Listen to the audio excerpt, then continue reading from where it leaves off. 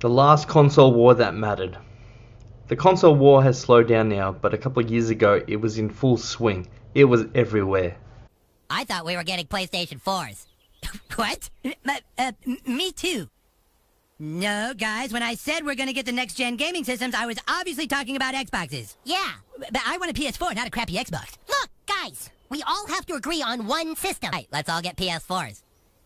No, the Xboxes are gonna be better. They're not better, they're just more expensive. We are getting Xbox Ones, guys. In the build-up to the release dates of both new consoles, the forums, Facebook review sites, they were all going nuts. Fanboys were everywhere. The PS4 has better RAM this, the Xbox One will be online only that. PS4 will run at 60 frame rates per second and the Xbox won't. At the end of the day, these are very minor differences. They give us side-by-side comparisons and you can barely notice any difference. Now I chose to get both consoles on release date. Welcome to the future of play. This is for the players.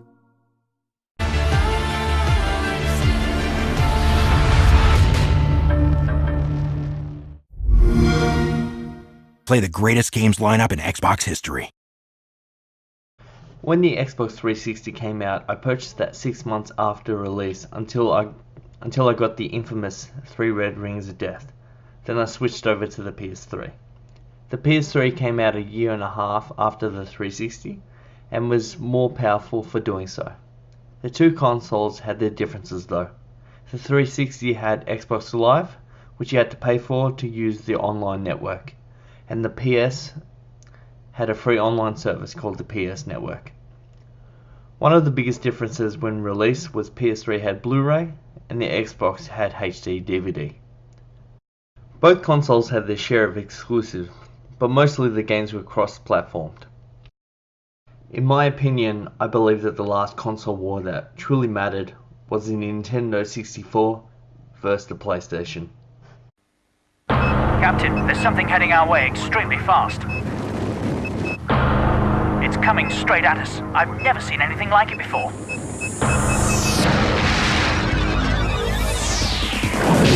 Action.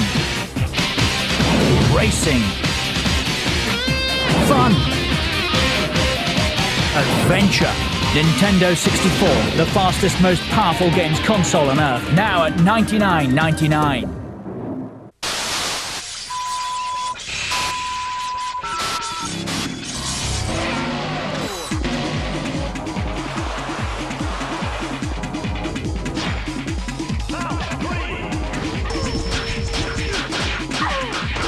The games are ready. Are you? Guess not.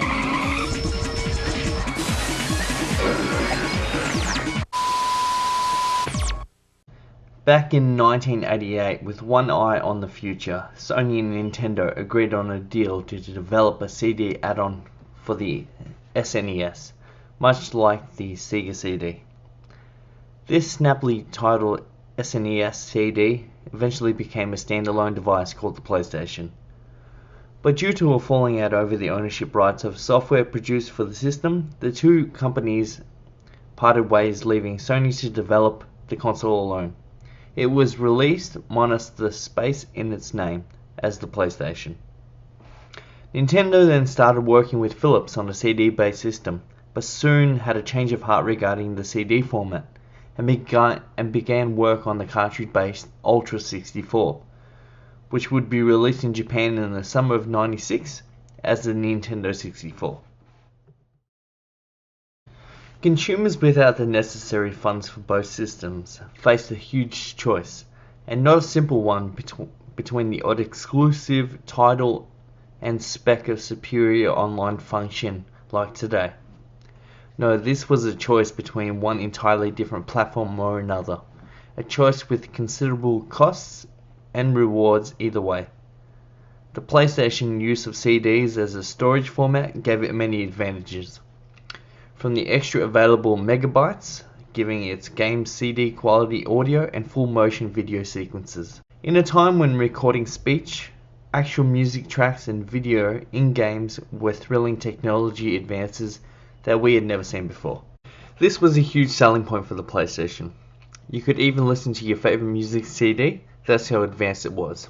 The memory on the Nintendo 64's cartridges meant even its GoldenEye 007 had soundless text and moved the story along with clunky cutscenes. CDs weren't perfect though, they needed to load, which took some time. Nintendo 64 owners didn't have to waste a second on loading times.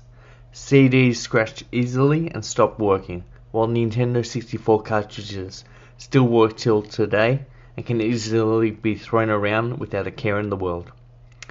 Though the cartridge felt like a distant step backward, the superior grunt of the Nintendo 64 itself plus the revolutionary controller at the time meant that there were Nintendo 64 games that simply could not exist on the PlayStation. A brand new world of new friends and adventure. It's Banjo-Kazooie for your Nintendo 64. Open your eyes and your mind to the realism of Nintendo 64 as you play Super Mario 64. Submerge in a 3D environment with 15 worlds of beautiful graphics.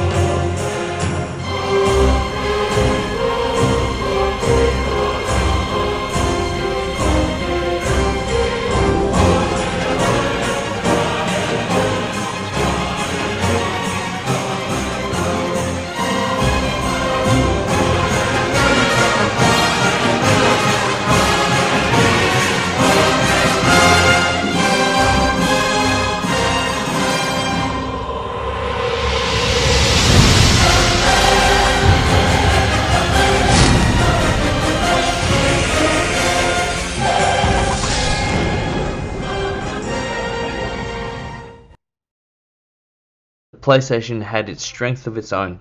It was outpowered by the Nintendo 64, but it used its storage capabilities, audio visuals to outshine the competition.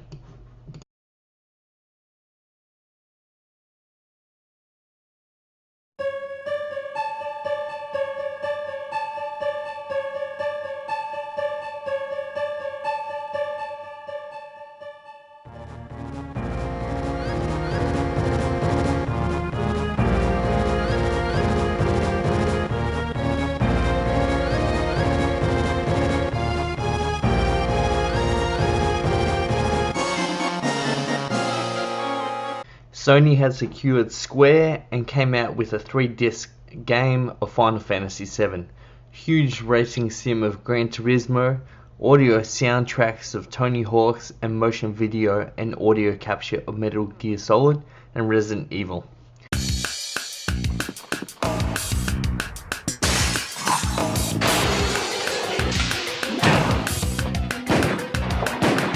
Watch out! It's a monster! Let me take care of this.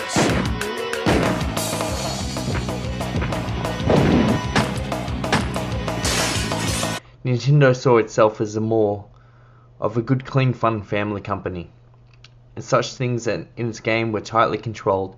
Duke Nukem 64 was heavily censored. Carmageddon 64 featured zombies instead of humans, while Sony was happily to release Grand Theft Auto to a huge public outcry.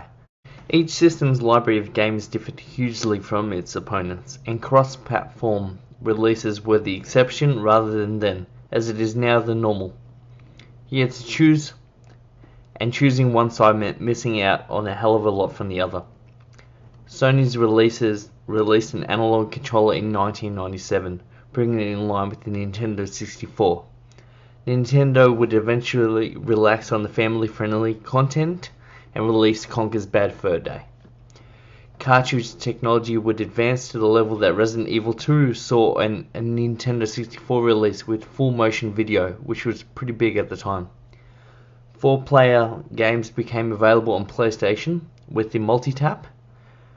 Nintendo 64 had the better visuals, while the PlayStation endless pool of games and pirate-friendly software format would make it cheap for families too. I believe that this is the last console war that actually mattered. In the comments below, tell us which console war really mattered to you. Was it the Sega vs Nintendo, PS vs Xbox, Nintendo vs PlayStation, Or it could even be the Wii versus the PlayStation 3 and the Xbox 360. If you liked the video today, please like, share and subscribe, and thank you for listening.